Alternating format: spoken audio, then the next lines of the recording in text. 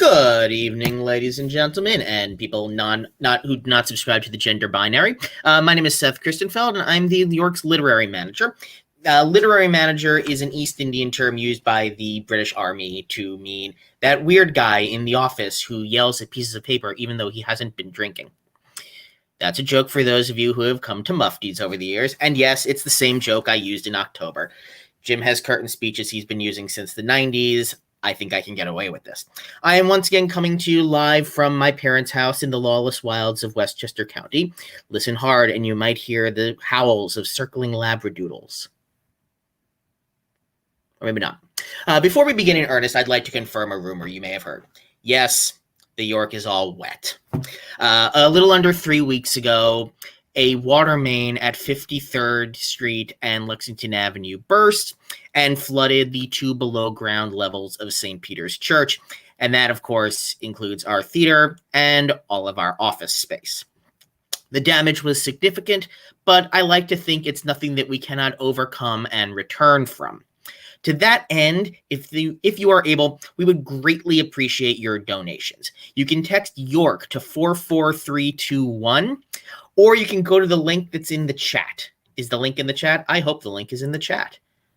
The link is not in the chat yet, but the link will be in the chat shortly. If you've enjoyed our now the link is in the chat. If you've enjoyed our streamed programming over the last 10 months now, 10 months, yikes, show us that appreciation with your money. If you haven't enjoyed our streamed programming over the last 10 months, pay us to leave you alone. No guarantees that will work, granted. A quick shout out to Fiona Sweeney, who is behind the scenes tonight, making those beautiful banners appear.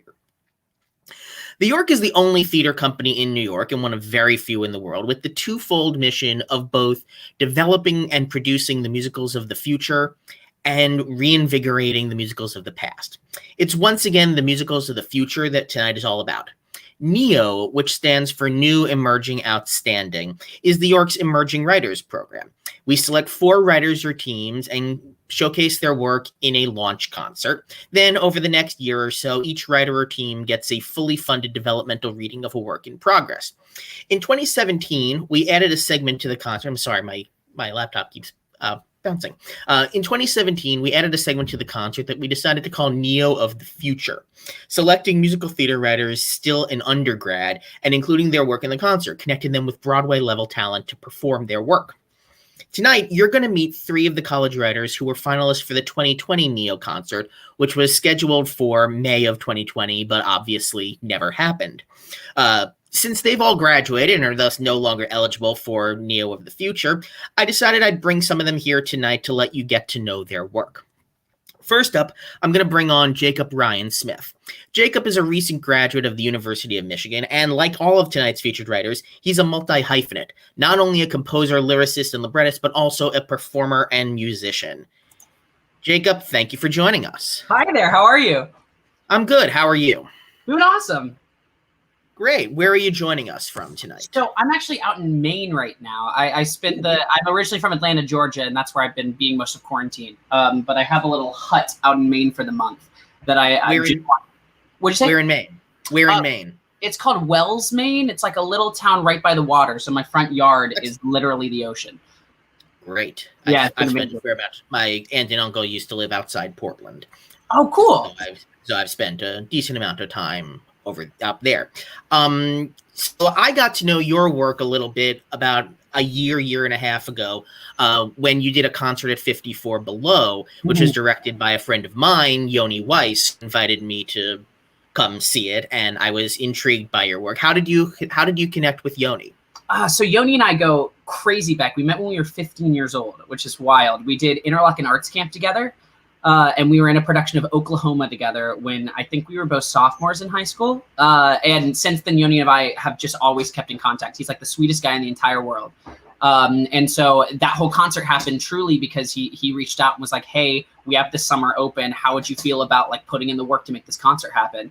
And obviously I said, fire away, let's go, let's do it. So Great, and I thought you guys did you did a terrific evening of very varied material. We're going to hear one song tonight a little later that I first heard at that concert that I thought was pretty cool.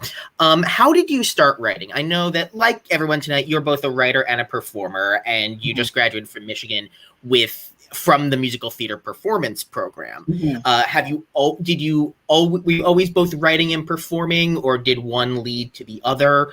Were you like the kind of kid who made up the plays in the basement while also performing them?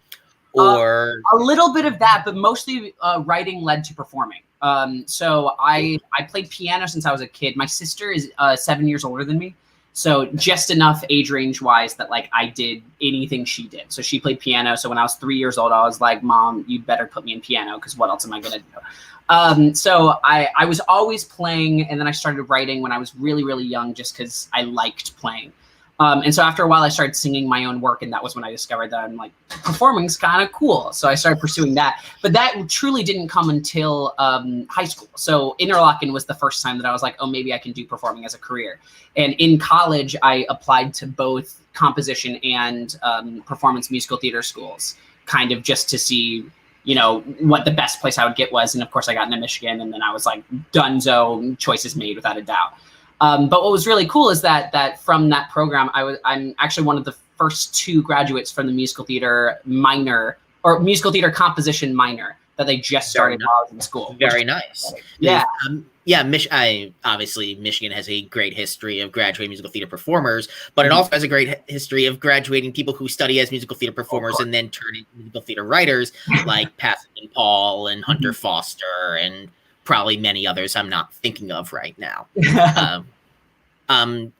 So did you get the chance to develop some of your work at school with your performing classmates? Oh, absolutely. I mean, the biggest thing, and there's a million things that I can thank Michigan for, but like the number one thing that was so amazing there is that they really allow, you know, you have this insane base of performers just kind of at your disposal, ready to work on new stuff. So I annoyed my classmates probably once a week being like, I wrote this new song, come sing it for me. But I had, you know, in my opinion, some of the best performers in the entire world at my disposal, which was just incredible.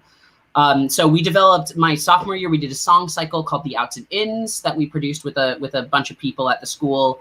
I had a commission actually with the school and the Michigan Department of Health and Safety actually. Or Health and Human Services, actually, called Painless, the Opioid Musical, which is an educational show about opioid abuse. But that I got to develop in the works and use students to help, you know, workshop and lab and do all kinds of things to make it come to a head. So the school was hugely in support of writing and new works and stuff like that. Terrific. Now you mentioned your sister a little older than you were, and I know that you and she wrote a musical together. When you were in high school, I guess, based on the video game Persona 4, and that's been on my mind recently because I mentioned it to you earlier. I've really picked up playing video games again since I moved back to my parents' house during the pandemic because the TVs are so much bigger here. Oh yeah, and can't fit one of these huge TVs in my one-room apartment. But I'm about halfway through a playthrough of Persona 5. And for those out there listening who are not familiar with Persona, think of it as Jungian Pokemon. Basically, if that doesn't make if you're not familiar with Pokemon, ask someone under the age of 30. They'll tell you what it is. So let's talk a little bit about the song you're going to be doing tonight and the show it's from. It's from a show you're working on called Mr. Sipple. Yeah. And tell us a bit about that. It's a fascinating story from a lesser known chapter of American and queer history. And it has an interesting connection to a fairly well-known musical that a lot of us know, Stephen Sondheim's Assassins. So Stephen Sondheim and John Weidman's Assassins. I would get on my own case for not mentioning the librettist. So please tell us a little bit about it, and then tell us about the song you're going to perform. So Mr. Sipple, I'm writing it with one of my best friends in the world. His name is Wilson Plunk, and he's helping me with the book. But the show, it's mostly about this guy named Oliver Sipple, or Billy Sipple, who's an extremely fascinating historical figure. In 1975, President Gerald Ford came to San Francisco to give a speech. And at one of his speeches outside the St. Francis Hotel, a assassin named Sarah Jane Moore came to try to kill the president. So she fired off one shot, missed, had time to fire a second one, but someone tackled her to the ground, and his name was Billy Sipple. So throughout this, Billy Sipple was really, really close with Harvey Milk, of all people, who at this point was just like a young punk. He was very fresh in the political world. He was aspiring to greatness, but he hadn't become the name that we all know of him today. And so in the midst of it, basically the story is Billy became an American hero at this point. Throughout the entire world, everyone knew of him saving the president, and very quickly news and rumors started circulating around about his friendships, about who he associated with in San Francisco, and they realized that Billy was going under an alias of Billy, and his actual name was Oliver Sipple, and he was from Detroit. And he grew up in a Baptist household, extremely religious, and he hadn't come out to his mother. So he had been acting under this name that he gave himself post-war in the LGBTQ community, working with Harvey on his new campaign that he was doing to become a political figure. So the story is around his sudden burst of fame and the true tale of Harvey basically seeing an opportunity in this fame, and realizing that if Billy were to out himself as queer publicly, it would hugely change perception of queer people across the entire country. And so after Oliver said no, he didn't want to come out as gay publicly because his mom still didn't know, Harvey actually outed him against his will. And so it's the story of, how much you're willing to do to change the world, the extremes that our heroes go to, and kind of this weird gray area in between the insanely incredible and important work that Harvey did in his career before his unfortunate assassination, like how intrinsic that is to the history that we live today, but also the sad gray area stepping stones that it took to get to that place. Terrific. And out of curiosity, how did you find this story to tell? So I'm a big podcast fan. It's like my favorite thing in the world. And I was actually in the car on a trip with Wilson, who's my co-writer, and we were listening to the podcast that it's from Radiolab, which is a part of This American Life. It's great. They do science and stories and all kinds of great stuff. So they had an entire episode dedicated to Oliver Sipple. And we literally were we got back and there were 20 minutes left in the podcast, and we stayed in the car just to listen to it. And we were tearing up and immediately walked inside, and I'm like, this is the work we're doing. This is it, done without a doubt. And we started storyboarding that same day. So this has now been 3 years ago, which is kind of wild. And we have a lot of work ahead of us with the piece too, but that's how it came to be. Have you had did you develop that at all at school in some sort of lab or something? Or totally. We did a pretty big workshop with a bunch of students that went over a week and a half, where we read the script every day, and then we would come back and Wilson and I would rewrite everything from the ground up, and none of it had been notated yet, so I was teaching it to everybody by ear, all this stuff, but it hugely helped the work. And I know we're really interested, especially in a post-COVID world where we can all gather again, to continue developing the script. This is definitely one of the big works that's really important to us to see through to the end, however long that may take to really get the meat out of it that we think that it can really give. Great. Well, I'm very excited and interested to see it as it continues on. And please tell us about the song you're going to perform and perform it. Totally. So this song is called Oliver Billy. It is performed by our title character. And this happens right after he saves the president. He's interviewed by Herb Caen, who at this point is the head gossip columnist at the head of the gossip column of the San Francisco Chronicle. And Herb asks him a lot of questions and basically alludes to the fact that he's going to get to the bottom of who Oliver Sipple is. And so this is him singing about his two lives and the difference between the two of them. So here we go.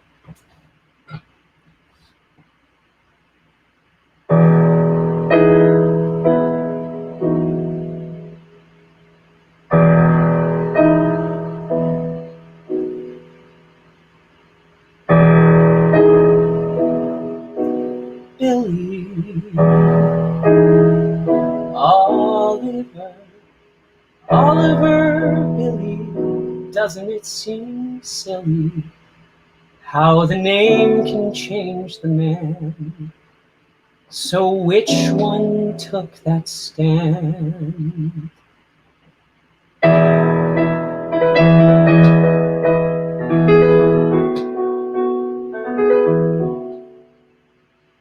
Oliver grew up in Detroit, no brainiac or athlete, not ambitious or pretentious. He'd stay home and do the dishes while his parents prayed their lives away with scripture down the street. Billy was a native in this city, born in a little place in Tenderloin. He's barely 3 years old, but he has a wiser soul, reborn from a man who went to war to just retreat. Neither one strikes me as a hero, but one of them reached and stopped that gun. Was it Oliver, the God-revering soldier, or Billy Sipple stepping up and getting something done? Oliver spent days alone with mother. Oliver would lie to feel safe, but it worked, and though he hid things for a while, Detroit was home. Eventually he ran away to not be some disgrace.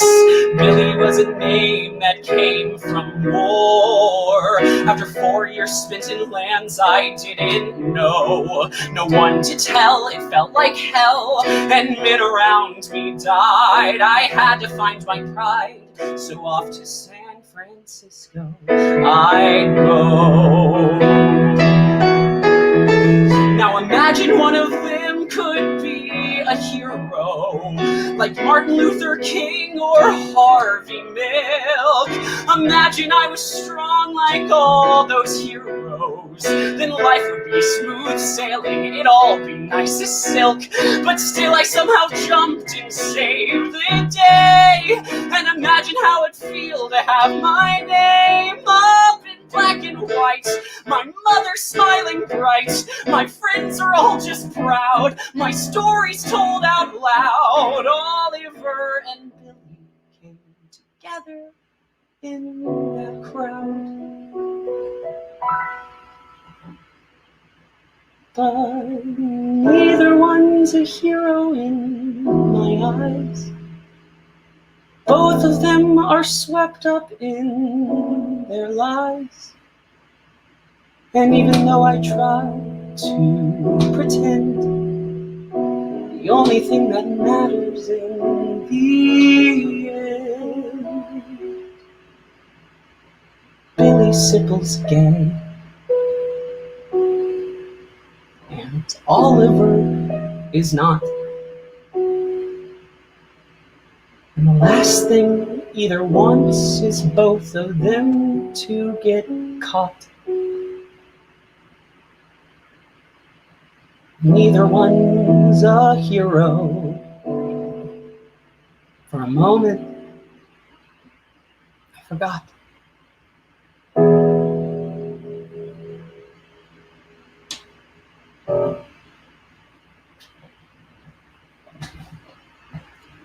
That is a terrific song.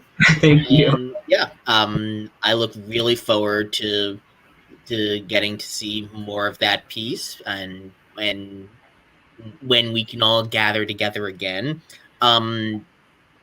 So where can people find you online if they want to get to know more of your work? Totally. So I just finished up this last year. I was working on a project where I was trying to write a song a day every day for the entire year. So 366 songs that we finished by the skin of our teeth. But you can find me at the Songsmith, _song_smith. And that's where also in the future I'm going to be putting up a lot of sketches and work and updates and all of that. And then I put some of that work up on TikTok as well at the Songsmith without the underscores, because I could get the name without the underscores. So. Well, terrific. Thank you so much for joining us, Jake. And Yeah, great. Enjoy the rest of your evening, and I hope to talk to you soon and get to hear more of that show and of your work in general. I've got 366 songs of yours that I have not heard, so I've got a lot of time ahead of ahead. Well, thank you so much, and Shirley, thanks for having me on. This was so much fun. Absolutely, our pleasure. So, if you're just joining us, I don't know how to tell you this, but you've missed like a third of the evening already. I hope you had a good excuse. And if you don't, or even if you do, maybe make it up to us by, I don't know, giving the York a little donation. Text York to 44321 or follow the link in the chat. Your hard-earned money helps to keep programming like this alive. It also helps to keep programming not like this alive, like our show and tell series of panel discussions about past productions from the York. This past Tuesday, we had one of those on the York's 1989 production of Sweeney Todd by Stephen Sondheim and Hugh Wheeler. And that production was actually moved to Broadway. Yes, the Broadway. Not like Broadway in Sheboygan, but Broadway in New York. No offense to Sheboygan, which, thanks to my doing research for this joke, I now know does in fact have a Broadway avenue. We've got more stuff coming up in that series, so keep an eye out for it. And we've got lots of other stuff coming up, so keep an eye out for that. Please like and subscribe to our YouTube channel if you're watching on YouTube. Like and follow us on Facebook if you're watching it there. And follow, watch us anywhere we are. We're all over these beautiful, beautiful internets. Next up, I'd like to bring on Rachel Covey, who graduated from Northwestern last spring. Rachel, there you are. Hello. And you're muted. Now you're not muted. Great. Hello, Rachel. How are you? I'm okay. How about you?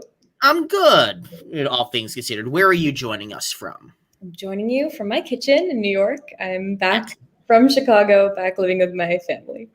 Excellent. So how did you start writing? I know, like you were a performer. You started as a kid actor, and were you always writing and performing? Did one lead to the other, there, or what? Man, it's a little bit hard to say because I was definitely one of those like make-believe kids all the way. But I think for a long time, I would really compartmentalize. Like, I wouldn't tell people in acting circles that I was also writing. I wouldn't tell people in writing circles. I didn't want them to think that I was less of whichever thing it is. And only relatively recently have I started thinking about it as the same part of the brain. It's the part that does storytelling. And I think I had a composer I really admire once told me that if you eat a lot of really good food, you'll kind of get a sense of how to make really good food because you're consuming like the good stuff. So as an actor in a lot of developmental circles, I think I definitely had my hands in the pot at an early age. Right. And yeah, I got to know your work a little because a number of years ago, while you were still in high school, you sent us an early draft of your first show, or your previous show. I don't know if it was actually your first show, Painting Faye Salvez, and then a few years later, you did a reading of that at NYMF, which I unfortunately did not get to see. But a very dear friend of mine, Sam Helt, was in your cast. No way! Oh my God, that is an angel walking on earth. That man. Yes, Sam is the best. And then I think when we were putting out the word for Near the Future submissions, I think you just found us on Facebook. I think I had posted something and someone shared it, and then you found it somehow. So I'm glad you did.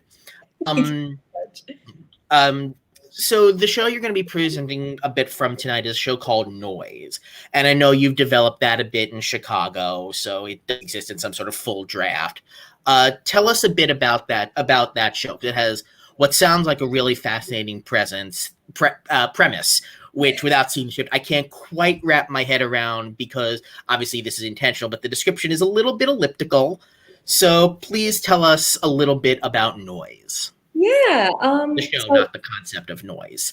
I don't think I could speak to the concept of noise.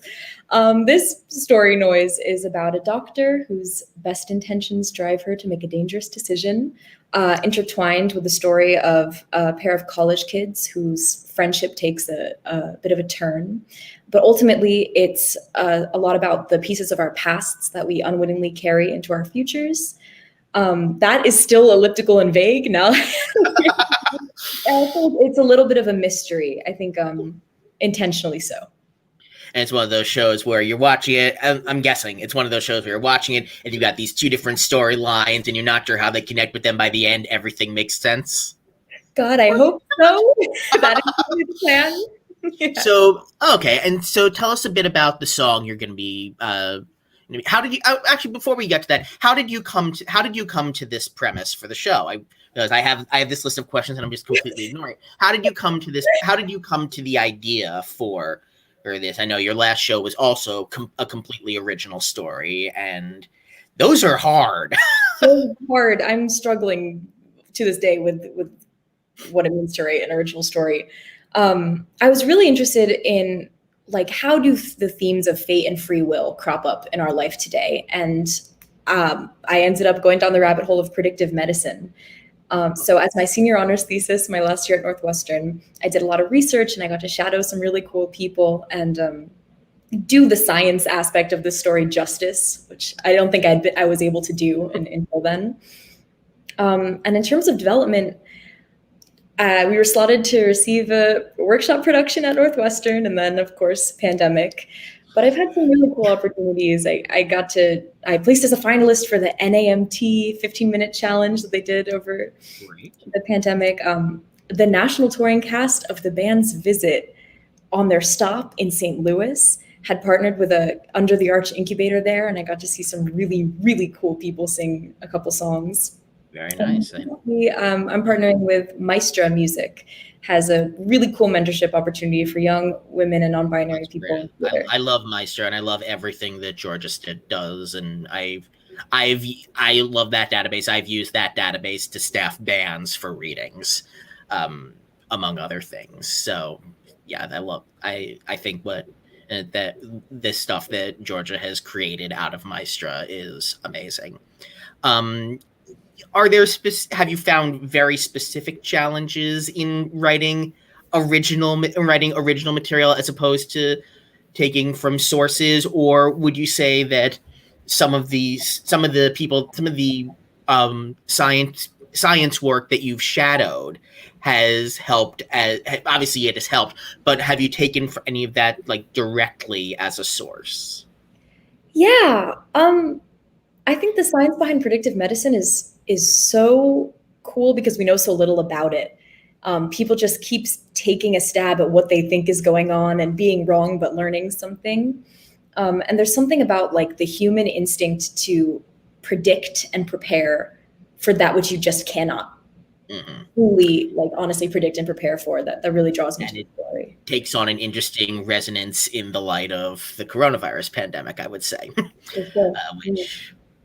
which I don't know that anyone could have predicted, but then again, I am not a scientist.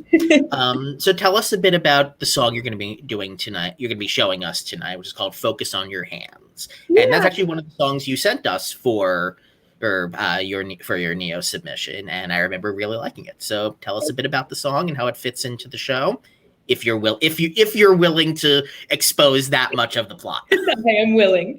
I've been tearing the whole thing apart and reassembling it in the last couple months, and this song has made the cut enough times that I was feeling good about it. It comes at sort of a saturation point in the story. We have these two storylines that start to echo each other in these strange ways, and they converge at the end of this song. The girl Nina was just informed of a tragedy that she will spend the rest of her life feeling she should have predicted or caught the warning signs for. Great. So we're going to be playing the video now, and this is one of your friends from school who's singing it. And beautiful read that I named the character after her. So this is Nina playing Nina. terrific.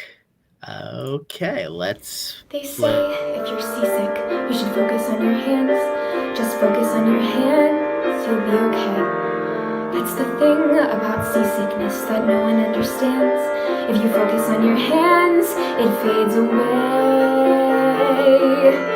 So when the world is spinning and you can't take in air and you can't feel your fingers, if you just stare, if you focus on your hands,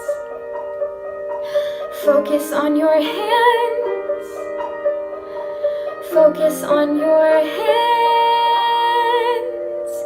it's like you're not there.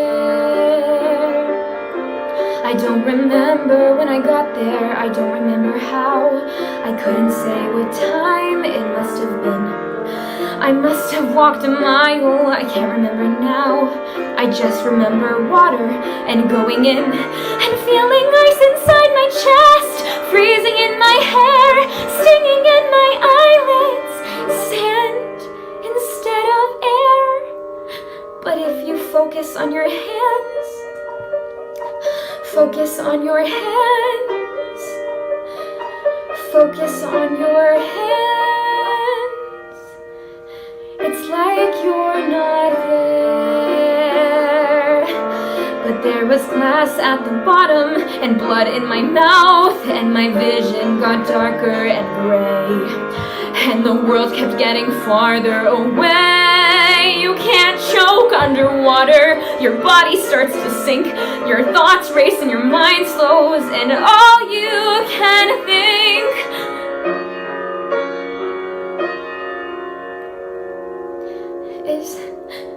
is this how he felt? Did his heart beat slow? Did he change his mind? Would we even know? But if you focus on your hands, focus on your hands, focus on your hands, focus on your hands, focus on your hands, focus on your hands, focus on your hands, focus on your hands.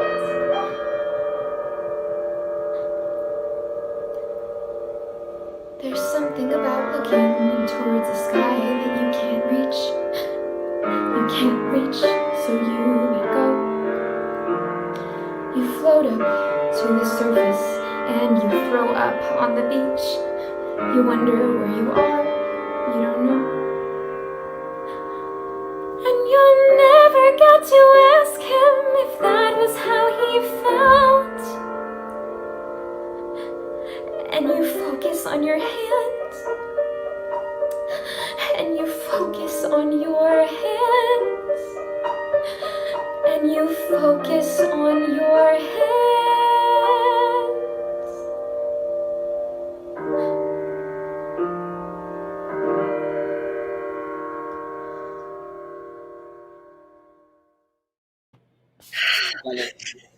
That is a terrific song and a terrific performance of a terrific song. So talented, it makes me sick. Yeah. She's got a pretty good voice there. Where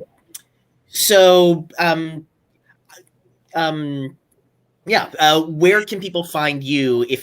I'm a little verklempt at the moment after listening to that. Where can people find you if they want to get to know more of your work? It's myname.com, rachelcovey.com, or you can catch me on Instagram at hey_Covey, but it will just only be pictures of trees. You won't find any music there. Great. My Instagram feed is 100%. I joined it entirely to look at pictures of dogs.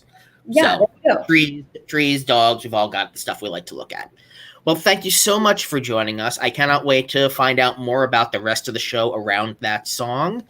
And so, yeah, I'm looking forward to it. Thanks for joining us. Thank you so much for having me. Thank you.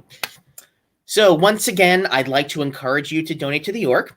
And by encourage, I mean pressure. You text York to 44321, or you can follow the link in the chat. Make it rain. Flood us with money. Soak us in donations. Some other inappropriate water-based pun. But seriously, if you are able to give, we would appreciate it immensely. If you are unable to give, we love you just for being you. We'd love you more if you gave, but we understand. Like and subscribe for more content from the York Theater Company. Very little of it with jokes as bad as mine. Some of it with jokes much, much worse. Monday, Jim Morgan, our artistic director, is going to be spending an evening chatting with the great Leroy Reams, who has been on Broadway in more shows than you can count, and has worked with everybody and has stories about them all and is very willing to tell all those stories. So join us Monday at 7, I believe, and you'll get to hear some of those stories. So lastly, but certainly not leastly, I'd like to bring on Daniel Rudin, who is a recent graduate of Yale University. How schmancy. Hi, Dan. How are you? Great. How are you, Seth? Thanks for having me. I'm good. Where are you joining us from? I'm joining you all, everyone, from New Haven, Connecticut. By the way, before I say anything else, just a big round of applause for Rachel and Jacob. Those were such fabulous songs. Yes, I'm joining from New Haven, Connecticut at the moment in my apartment. Excellent. Yes. I got to know your work because you were recommended to me by Annette Joles, who has worked with the York on many projects and has frequently directed Neo, and I've worked with her closely on those since I produce and curate the concert.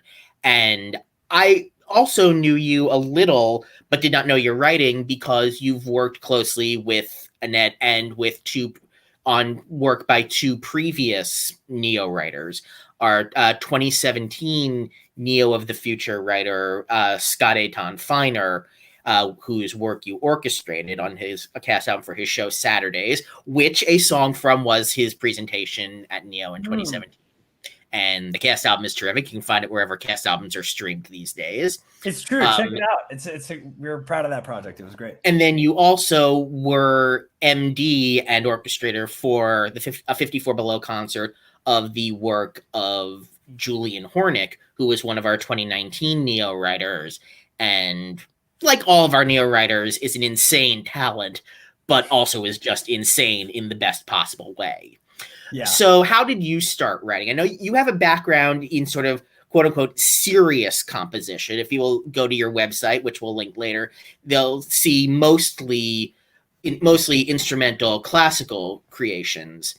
So is that, and went to the Juilliard pre-college program in composition, or I presume. So yeah. I'm curious how you was that always where you intended to start? Or was that sort of a for lack of a better term, a speed bump on the way to writing for musical theater? And which came first? Because I identify you, before Annette introduced me to your writing, I identified you as an MD and an orchestrator, and a really good one at both of those. Oh, thank you. How did these inform each other? Yeah, well, serious composition. I wouldn't use that word. Nothing really serious about it. I like to have fun. But yeah, I've always loved musicals. It was actually really the first thing that I really loved, I would say. I mean, my parents always played musicals like in the car on the way to preschool and stuff. And then, through the winding path of interests, I got really into classical music in like middle school. Started writing. I took piano lessons, really hated piano lessons when I was really young, and then came back to it when I had actually my like public school music teacher like taught me about chords, and then I could like make up my own stuff at the piano, and that like brought me back to the instrument. And then through that, winding path of interests, I got really into classical music. Started like learned how to write down my own classical music, and then went to Juilliard in high school. But through all that, I was still super into musicals. I was actually performing in musicals. And was like, acting was my thing in high school, or one of my things in high school, like everybody else, wearing many hats, I was a theater critic in high school, and that sounds like it's a joke, but it's not. That's amazing. That seems to fit the profile. That's good. Yeah, so I was doing a lot of performing in high school, and also playing. And then in college, I knew that I wanted to write music. Didn't know exactly what kind of music I wanted to write, and we still really loved classical music. But the scene at Yale was really like there was just such a strong presence of musical theater. And I Joke took about it being sort of the Yale musical theater mafia because yeah, there's so many terrific writers and performers coming out of Yale, many of whom we've worked with, aside from Julian right. and Scott. Also Mark Sonnenblick, Yeah, who was a fabulous. 2017 Neo writer and whose show Midnight at the Neverget we produced on our main stage the next year. So amazing. Yeah. So, I mean, long story short, like the way that I found my niche in college was really like music directing. I love conducting. I love playing, and orchestrating. I just love thinking about instrumental colors. So I still do both of those things, and I love both of those things. And then, just continued to write music and found myself wanting to write musical theater by the end of college. Terrific. So what the song we're going to be hearing tonight is from what I gather is a very new project, one that literally could not have been written a year ago because it takes place at the start of the coronavirus pandemic. But so is this I'm not sure is this your first full-length musical, or was there one before that? Because when I heard your stuff last year, the material that Annette gave us was one song that was a spec song for an adaptation of a certain well-known film from several years ago. And oh yes, right. Oh my god, from I if you don't mind my saying, it was a song, for Call Me by Your Name, right. And then the other three were from, I guess, one show that you were writing also about the opioid epidemic, but taking a very different tack on it from Jacob's show, which is poppy and very much about young people, whereas yours seemed to be more about sort of about, I want to say, Midwestern ennui. Yeah, exactly. Yeah. So, and that show was called Middlemen?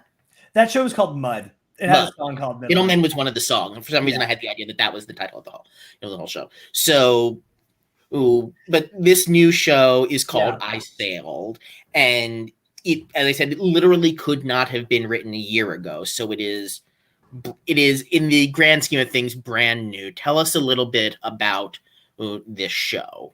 Yeah, so I came up with the idea for the show around this song that we're going to hear. I was asked to submit a song to the Lottie Lenya competition, which is a musical theater performance competition, but they were commissioning new songs for their like contemporary musical theater category for their performers to sing and compete. I know a lot of people who have songs in that songbook, and then I know a lot of people who have performed as part of those. As part of the level. Yeah, so I wanted to write something new because I didn't really have like a song that would fit the profile, what they needed for that competition, which is like sort of, a really active song that could stand on its own, like out of context really well. So I was shopping around for, not really shopping, or just like thinking about brainstorming what to write a song about, what the context would be. And then I just happened upon this New York Times article about this guy, Juan Ballestero, who sailed from Portugal back home to Argentina. So he's Argentinian, I believe. If you're watching, Juan, I'm sorry if I'm making mistakes. But yeah, he was sailing from Portugal across the Atlantic Ocean in a solo sailboat during the coronavirus pandemic because all the flights were canceled. This was sort of early on. Commenced on an, I think, 86-day voyage across the Atlantic Ocean to see his 90-something-year-old father back home in Argentina, I guess because he was so old and the flight, he didn't know when he would be able to fly again. So that was sort of the impetus for the project. I thought there's a song in here somewhere. I had an assignment in college, which was like our teacher, who was Janine Tesori, put like a piece of that day's New York Times and said, there's like a million songs in here. Write one of them. That was like our first assignment. So that was sort of what I did here. I went to the New York Times, looked for a story, and there's a song in this story. So I thought the song would be interesting for him singing like on the 23rd day, kind of like on an awkward, just like in the middle of the trip. He's been there for a while. It's somewhat new. He's got a lot of ways to go. And what might he be thinking about? And then the story sort of took shape around that. So in the idea for the show I Sailed is that it actually is sort of about the past that pushes him to take this ridiculous, insane journey. And this has nothing to do with Juan. This is just sort of inspired by that story. Totally, all the other details are totally made up. Yeah. And so the whole show is sort of burst out of the idea for this one song. Right. Have you continued working on it since then, or is right now sort of this song and the 1-page synopsis you sent me, is that sort of what exists of the piece? Yeah, a little bit more of that. Okay. I've since that I did that over the summer, and then since then I've started writing music for a movie. So that has sort of taken over a little bit of my life, which is very exciting. I do hope to get back to it in some form, but it's it's still in the abstract at the moment. Well, terrific. And I'm curious. I'll skip over that question because it's a question that would make more sense if more of the book of the show existed yet. So I will save that question for when you have written more of the book and we gather together again. So right, a lot of pressure. Yeah, no pressure whatsoever. I know I can't write without a deadline, so who knows?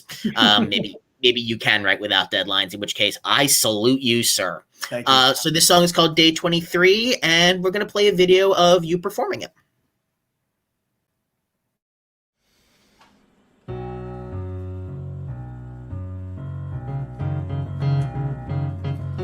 Day 23, Papa. Today was nothing new.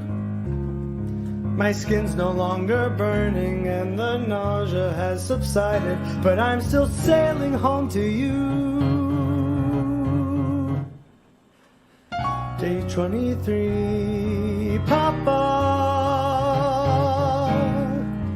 I still have lots of food. First for breakfast, can of tuna, then for lunch, a can of tuna, then for dinner, turkey jerky, then desserts, a can of tuna. So I've lost my sense of smell,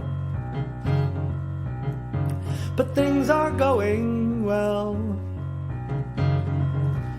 You should see this sunset, Papa.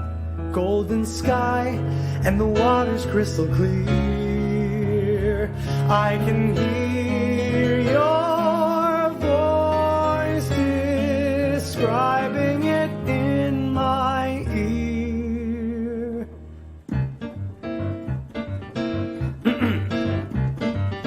Chico, imagine flashing sunlight, charcoal storm clouds, blazing fire, but the ocean waves are icy blue. Chico, imagine one night pirates fighting sailors, a secret islands. I'd say, Papa, is any of that true?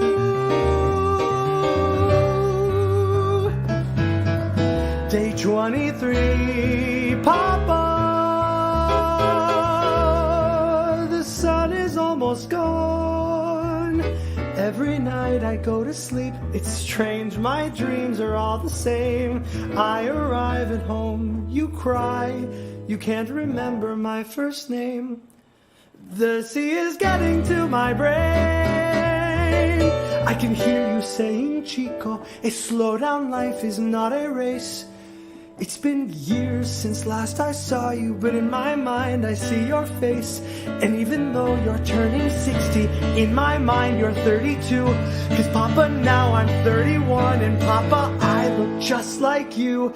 You should see my beard now, Papa, just like yours, and it's starting to turn gray. Oh my God, how long have I been away?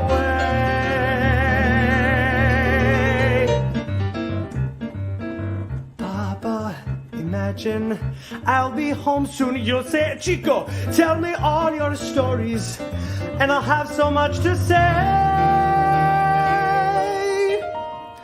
I saw the world, Papa. Imagine I I saw cathedrals, hiked up mountains, had adventures, Papa. I did what you did at my age. I fell in love, Papa. Imagine I met a woman, took her dancing, followed your advice, and we were suddenly engaged. But she said I kept her in a cage. Then she didn't want to move to the next stage. And I packed a bag, Papa, but I lost my way, Papa. So I bought a boat, and I learned to sail. And I found one more cathedral, and I prayed that you would understand the mistakes I've made.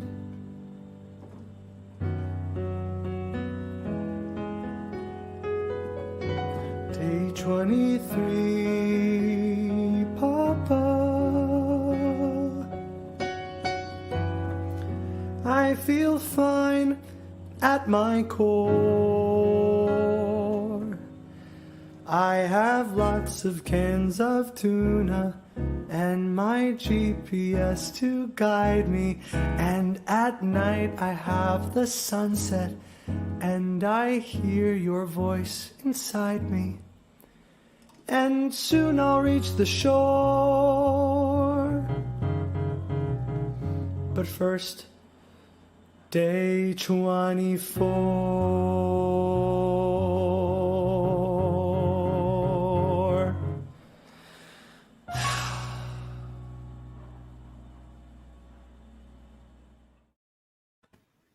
That's just terrific. Thanks.